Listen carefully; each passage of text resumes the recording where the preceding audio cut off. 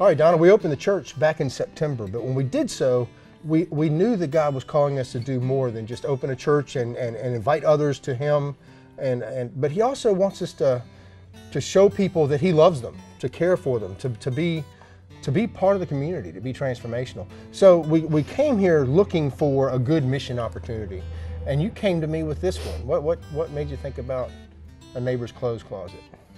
When I moved here about 18 years ago, I saw that there was a need. A lot of children would come into my shop that didn't have coats, or I heard of struggles from families.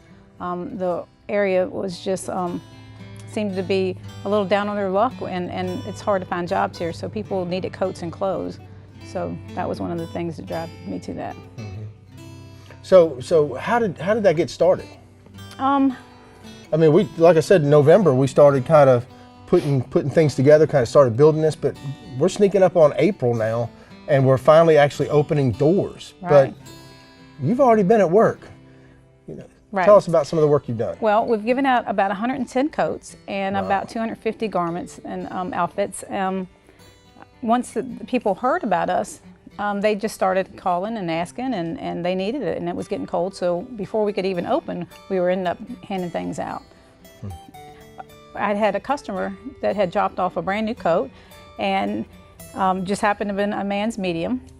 And as I was getting ready to close, and I think it was right before Thanksgiving, this little young man, about 19 years old, knocked on the door, and he came in and he said, "Ma'am, are you the woman giving out coats for PCC?"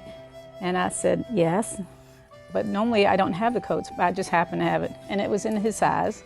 So when he came in, his head was kind of down, and he was sleeveless, and you could tell he was a little embarrassed. And by the time he got the coat on and the tags off, his head lifted, his posture was up, and he was so excited. I watched him go to his car, and then I noticed that he had a pregnant girlfriend and a toddler in the car that also needed coats and clothes.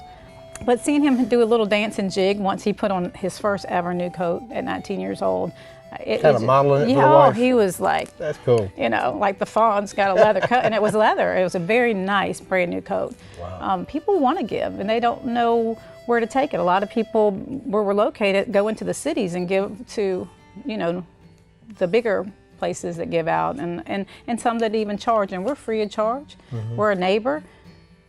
We want you to feel like we're neighbors, and you can come at any time, and there's no questions asked, and we just want to love on you like God loves on us, and that's what God calls us to do, be a neighbor, and that's how it got its name too, My Neighbor's Closet.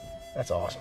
That's awesome. So I see a lot of women's clothing. I see a lot of men's clothing. I see some children's clothing. Mm-hmm. Is there a particular type of clothing that you need a lot of? Yes, we need children's clothes. Mm-hmm. And in fact, right now we have absolutely nothing for a baby. Not no one infant thing. Clothing at all? Not one.